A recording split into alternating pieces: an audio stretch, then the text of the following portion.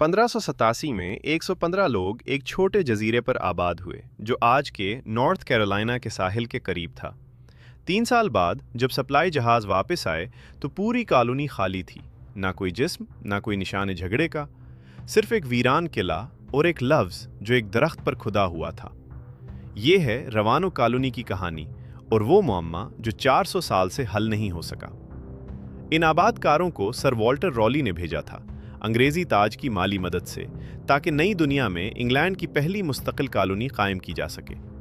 इनमें John white नामी शख्स भी था जो कॉलोनी का गवर्नर था और अपने साथ अपनी बेटी, अपने दामाद और अपनी नौज़ायदा नवासी वर्जीनिया डियर को लाया था, जो अमेरिका में पैदा होने वाली पहली अंग्रेज़ बच्ची थी। पहुंचने के कुछ ही अरसे बाद सामान ख़त्म होने लगा और करीबी मकामी कबाइल के साथ तनाव बढ़ने लगा। आबादकारों ने जॉन वाइट को कायल किया कि वो वापस इंग्लैंड जाए और मज़ीद सामान और मदद लेकर आए। वो मान गया, अपने ख़ानदान और बाकी लोगों को पीछे छोड़कर, ये सोचकर कि वो चंद महीनों में वापस आ जाएगा। मगर वो 3 साल तक वापस ना आ सका। स्पेन के साथ जंग की वजह से उसका सफ़र बार बार रुकता रहा। जब वो आखिरकार 1590 में रवानुक पहुंचा तो वहाँ कुछ भी नहीं था। कॉलोनी मुकम्मल तौर पर वीरान थी। घर गिराए नहीं गए थे, बल्कि एहतियात से खोले गए थे, जैसे लोगों ने आराम से सामान बांधा हो। किसी लड़ाई का निशान नहीं था, ना कोई जिस्म, ना कोई कब्र। और एक लकड़ी के खंबे पर एक लफ्ज़ कंदा था, करवटवान। करवटवान एक करीबी जजीरे का नाम था, जहां एक मकामी कबीला रहता था जिसके साथ आबादकारों के दोस्ताना ताल्लुकात थे।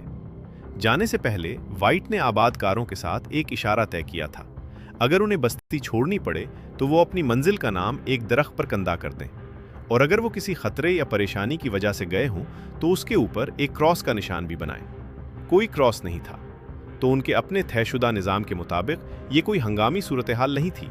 ये ऐसा लगता था जैसे एक मंसूबा था। वाइट ने करवटवान जजीरे जाने की कोशिश की ताकि उन्हें ढूंढ सके, मगर एक तूफान आ गया। उसका जहाज़ ख़राब हो गया और उसके अमले ने आगे जाने से इनकार कर दिया।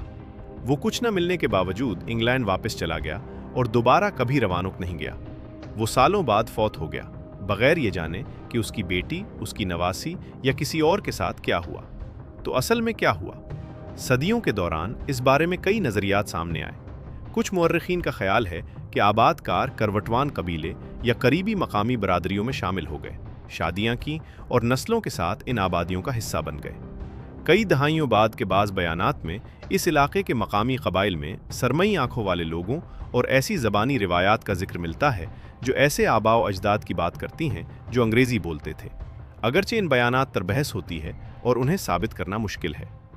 दूसरे नज़रियात ये कहते हैं कि आबादकारों ने खुद कहीं और मुंतकिल होने की कोशिश की, शायद इंग्लैंड की पहले की कॉलोनियों की तरफ वापस जाने की कोशिश की, और रास्ते में समंदर या बीमारी की वजह से ख़त्म हो गए।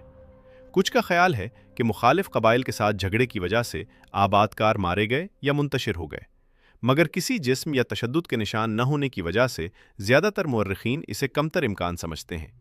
हालिया सालों में हीट्रास जजीरे पर, जो करवटवान का इलाका था, खुदाई के दौरान उस दौर की अंग्रेज़ अशिया मिली हैं, जिनमें एक अंगूठी भी शामिल है जो तकरीबन 80 ज़माने की है, जिससे ये इम्कान ज़ाहिर होता है कि कम अज़ कम कुछ आबादकार वहाँ पहुँचे हों।